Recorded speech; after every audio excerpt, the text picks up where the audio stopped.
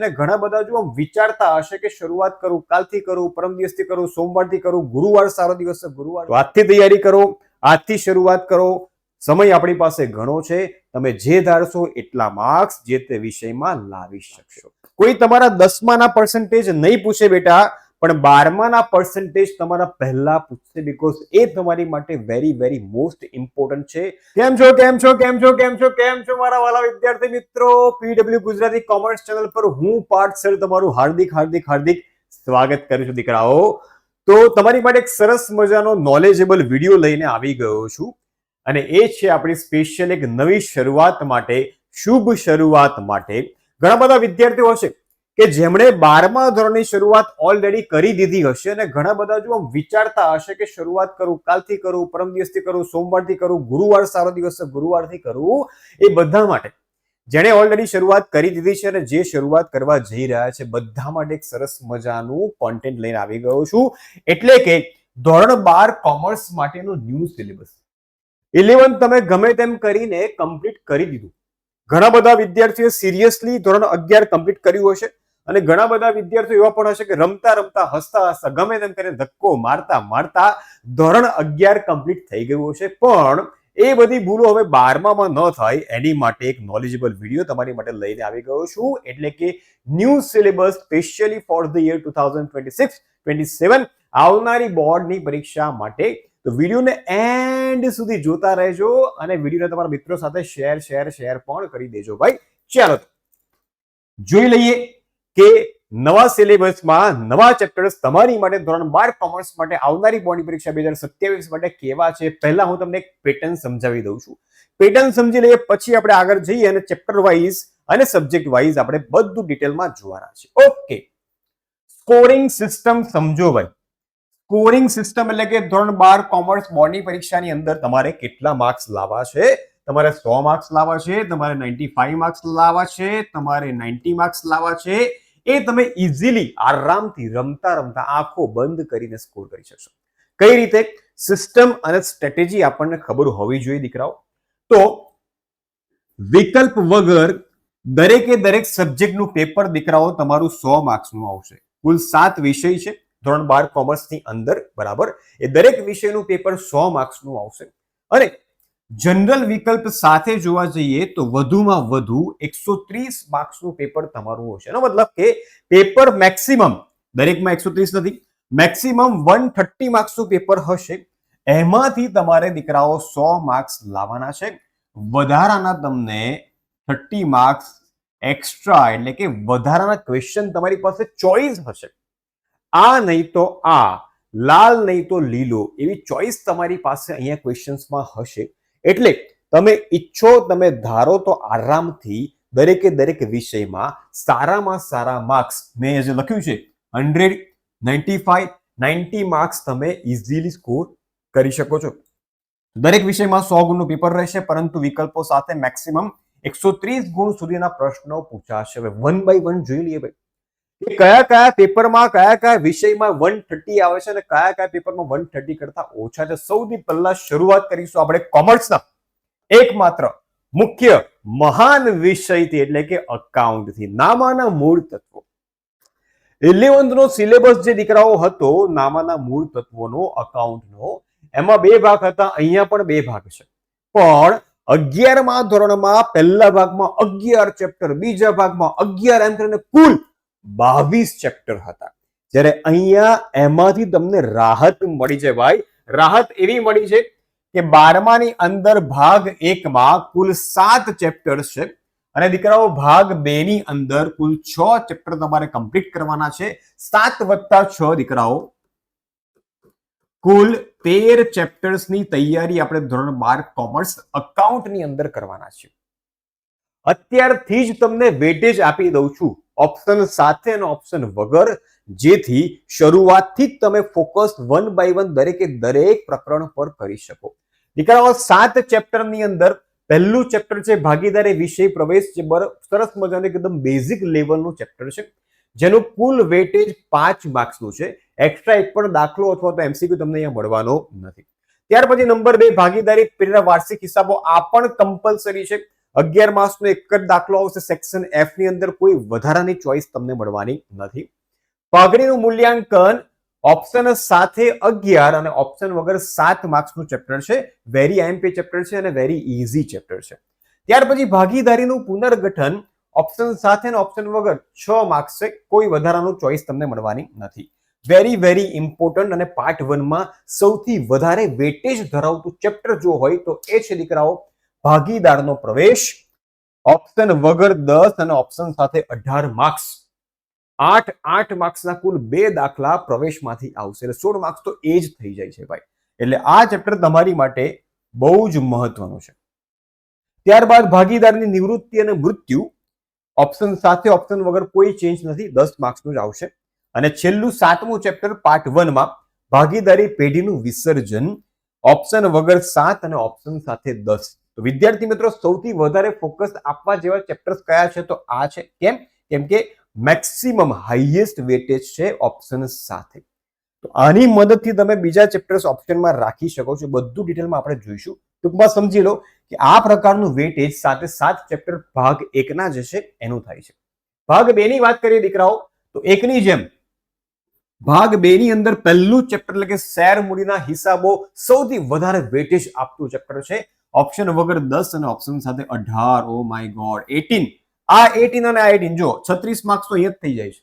18 વત્તા 18 બે ચેપ્ટર ખાલી કરવાથી તમને 36 માર્ક્સ મળે છે ભાઈ. પણ અહીંયા એક પ્રશ્ન તમારો ઓપ્શનમાં નીકળશે કેમ કે સેક્શન ઈ ની અંદર કુલ 5 પ્રશ્નો આવશે 8 માર્ક્સના.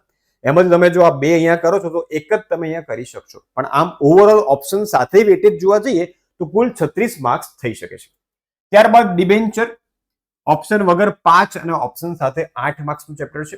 કંપનીના વાર્ષિક હિસાબો સેક્શન એફ માં એક છેલ્લો દાખલો આવશે 48મા નંબરનો 11 માર્ક્સનો. નાણાકીય પત્રકોનું વિશ્લેષણ 6 સાથે અથવા તો વગર. ત્યાર પછી હિસાબી ગુણોત્તર અને વિશ્લેષણ 8 અને રોકડ પ્રવાહ પત્રક 4 અને 8. તો આ થયું દીકરાઓ પાર્ટ 1 અને પાર્ટ 2 નું વેટેજ વાઇઝ ચેપ્ટર વાઇઝ માળખું. તમે અહીંયાથી ઇઝીલી ડિસાઇડ કરી શકશો કે કયું ચેપ્ટર તમારે વધારે ફોકસ કરવું છે અને કયું ચેપ્ટર તમે ઓપ્શનમાં રાખી શકશો. બધી ચર્ચા આપણે જેમ જેમ સમય જાય એમ કરીશું. હમણાં આટલું સમજી લો. કુલ પેપર તમારું કેટલા માર્ક્સનું આવશે દીકરાઓ? કુલ પેપર તમારું 130 માર્ક્સનું આવશે. એમાંથી તમારે 100 માર્ક્સનું લખવાનું છે. ચલો હવે ચર્ચા કરીએ સેકન્ડ પ્રેક્ટિકલ સબ્જેક્ટ એટલે કે આંકડાશાસ્ત્ર સ્ટેટિસ્ટિક્સ. અહીંયા પણ ચેપ્ટર બે ભાગમાં વહેંચાયેલા છે, પાર્ટ 1 અને પાર્ટ 2. પાર્ટ 1 ની અંદર કુલ દીકરાઓ 4 ચેપ્ટર છે અને પાર્ટ 2 ની અંદર દીકરાઓ કુલ 5 ચેપ્ટર છે. 4 વત્તા 5 કુલ 9 પ્રકરણ, કુલ 9 ચેપ્ટર્સ તમારે તૈયાર કરવાના છે. એમાંથી દીકરાઓ પહેલો ભાગ પાર્ટ 1 4 ચેપ્ટર એટલા બધા ઈઝી છે કે પૂછતો જ નહીં, વાત જ ના પૂછતો, વાત થાય જ નહીં, એટલા બધા સરળ છે. અને મહત્વની વાત એ છે જો બધામાં સ્ટારનો મતલબ શું? Highest weightage. દરેકે દરેક ચેપ્ટર જુઓ ઓપ્શન સહિત 16, 18 પાર્ટ 1 કરી નાખ્યો એટલે આમ પિક્ચર પૂરું થઈ જાય ભાઈ, આમ સમાપ્ત થઈ જાય. બોર્ડના પેપરમાં 100 માર્ક્સનું પ્લાનિંગ તો અહીંથી જ થઈ જાય ભાઈ. તો સૌથી વધારે વેટેજ ધરાવતા ચેપ્ટર્સ પાર્ટ 1 ની અંદર તમે જોઈ શકો છો. સૂચકાંક ઓપ્શન વગર 12 માર્ક્સ છે, ઓપ્શન સાથે 16. સુરેખ સહસંબંધ 12, 18. સુરેખ નિયત સંબંધ 12 અને 16 અને સામયિક શ્રેણી 12 અને 18. તો હાઈએસ્ટ વેટેજ તમને અહીંયા જોવા દીકરાઓ મળવાનું છે. એટલે બિલકુલ ટેન્શન લેશો નહીં. પાર્ટ 1 પરફેક્ટ કરી નાખવાનો, પાર્ટ 2 પછી રમતા રમતા આપણે શીખી લઈશું. એ જ રીતે ભાગ 2 માં કુલ 5 પ્રકરણ છે. આ જે 5 પ્રકરણો છે બેટા, જેમાં તમારે લોજિકનો ભરપૂર માત્રામાં ઉપયોગ કરવો પડશે, રાઈટ? તો જ તમે એના દાખલા પ્રોપર રીતે ગણી શકશો. સૌથી પહેલું સંભાવના વિધાઉટ ઓપ્શન 12 અને વિથ ઓપ્શન 14 માર્ક્સનું સરસ મજાનું હાઈએસ્ટ વેટેજ ધરાવતું પાર્ટ 2 નું ચેપ્ટર છે. યાદચ્છિક ચલ અને અસતત સંભાવના વિતરણ 10 અને 12. પ્રામાણ્ય વિતરણ 10 અને 13. લક્ષ્ય એટલે કે લિમિટ 10, 11 અને વિકલન 10, 12. આગળના જેટલા પણ માર્ક્સ છે બેટા એ ઓપ્શન વગરના છે અને પાછળના જે માર્ક્સ છે ઓપ્શન સાથે છે. આંકડાશાસ્ત્રમાં પણ કુલ પેપર તમારું 130 માર્ક્સનું આવવાનું છે. એમાંથી તમારે 100 માર્ક્સનું અટેન્ડ કરવાનું છે. એટલે તમારા 100 માંથી 100 માર્ક્સ સિક્યોર બોર્ડની પરીક્ષામાં થઈ જાય. બેટા આ વાત થઈ અકાઉન્ટ અને આંકડાશાસ્ત્ર એટલે કે સ્ટેટિસ્ટિક્સની. આગળ વધીએ. અર્થશાસ્ત્ર. અર્થશાસ્ત્રમાં બિફોર લાસ્ટ યર પહેલા 11 ચેપ્ટર્સ હતા. લાસ્ટ યર એટલે કે 2026 ની જ્યારે બોર્ડની પરીક્ષા છોકરાઓ આપી ત્યારથી એક ચેપ્ટર એડ કરવામાં આવ્યું એટલે 11 ની જગ્યાએ હવે તમારે 12 ચેપ્ટર્સ અર્થશાસ્ત્રમાં ભણવાના છે. ચલો વન બાય વન એનું પણ આપણે જોઈ લઈએ. પહેલું ચેપ્ટર અર્થશાસ્ત્રમાં આલેખ એટલે કે અર્થશાસ્ત્રમાં આલેખની, ગ્રાફની, ડાયાગ્રામની શું જરૂર છે એનાથી અર્થશાસ્ત્રને આપણે ઇઝી વેમાં કઈ રીતે જોઈ શકીએ છીએ એના ઉપર આધારિત સરસ મજાનું ચેપ્ટર છે. વિધાઉટ ઓપ્શન 7 અને વિથ ઓપ્શન 10. વૃદ્ધિ અને વિકાસ એટલે કે growth and development 9-13 without option 9 with option 13. નાણું અને ફુગાવો એટલે કે મની એન્ડ ઇન્ફ્લેશન 8 અને 10. બેન્કિંગ અને નાણાકીય નીતિ, બેન્કિંગ એન્ડ મોનેટરી પોલિસી. અહીંયા જુઓ, અહીંયા તમને કોઈ એક્સ્ટ્રા ઓપ્શન મળવાનો નથી, 8 માર્ક્સ જ છે ઓપ્શન વગર અને ઓપ્શન સાથે. ગરીબી એટલે કે પોવર્ટી 10-13. બેરોજગારી એટલે કે અનએમ્પ્લોયમેન્ટ 10-12. રાઈટ.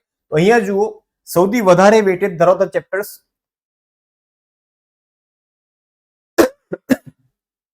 આ 3 ચેપ્ટર તમે પરફેક્ટ કરી નાખો છો. અહીંયા સૌથી હાઈએસ્ટ વેટેજ તમને જોવા મળે છે. ત્યાર પછી વસ્તી એટલે કે પોપ્યુલેશન 10-15 આ પણ સૌથી હાઈએસ્ટ વેટેજ છે.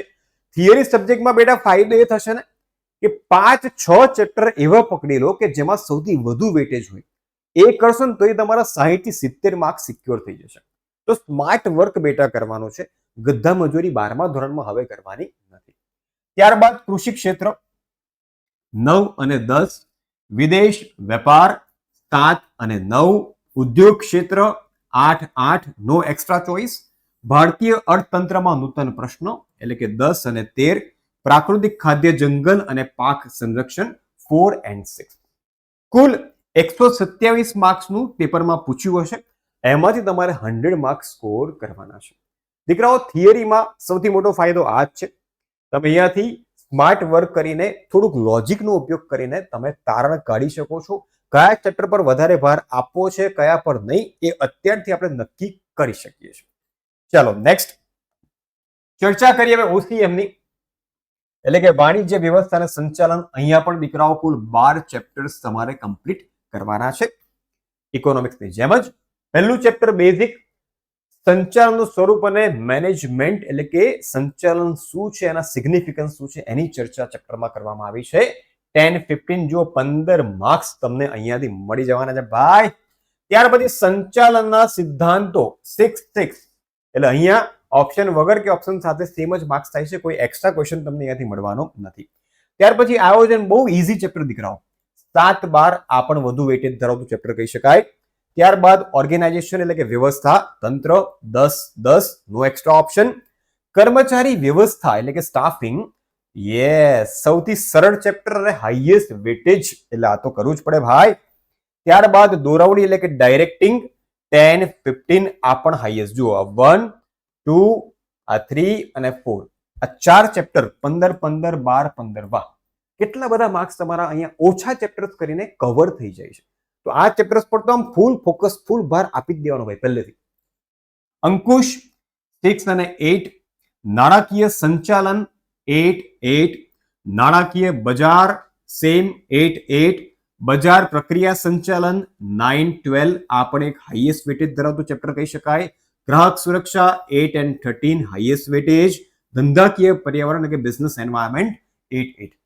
તો જુઓ 1, 2, 3, 4, 5 અને 6 માત્ર 6 ચેપ્ટર એવા છે કે જે તમને 65 થી 70 માર્ક્સ સુધી એમને રમતા રમતા લઈ જશે.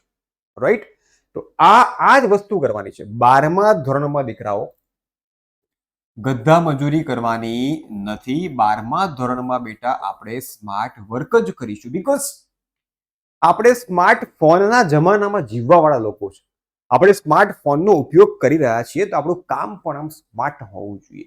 સ્માર્ટ વર્ક એટલે ઓછી મહેનતે સારું અને વધુ પરિણામ મળવું જોઈએ ભાઈ, એને જ સ્માર્ટ વર્ક કહેવાય. તો દીકરાઓ A to Z 4 મુખ્ય વિષયનું ચેપ્ટર વાઇઝ વેટેજ કઈ રીતના બોર્ડની પરીક્ષામાં આવશે એ ડિટેલમાં આપણે સમજી ગયા છે. હવે આ પ્રકારે શરૂઆતથી જ શરૂઆત કરી દેવાની છે. હજુ પણ આરંભ ના કર્યો હોય ભાઈ તો મુહૂર્ત જોઈને શુભારંભ કરી દેજો. 12મામાં હવે આવી ગયા છે, થોડા સિરિયસ બની જજો. 11th જે થયું એ બધું ભૂલી જાઓ, પણ 12th ની અંદર થોડા સિરિયસ બની જાઓ, કેમ કે ધોરણ 12 ની માર્કશીટ તમને આ જીવન કામ લાગશે. કોઈ તમારા 10માના પર્સન્ટેજ નહીં પૂછે બેટા, પણ 12માના પર્સન્ટેજ તમારા પહેલા પૂછશે, બીકોઝ એ તમારી માટે વેરી વેરી મોસ્ટ ઇમ્પોર્ટન્ટ છે.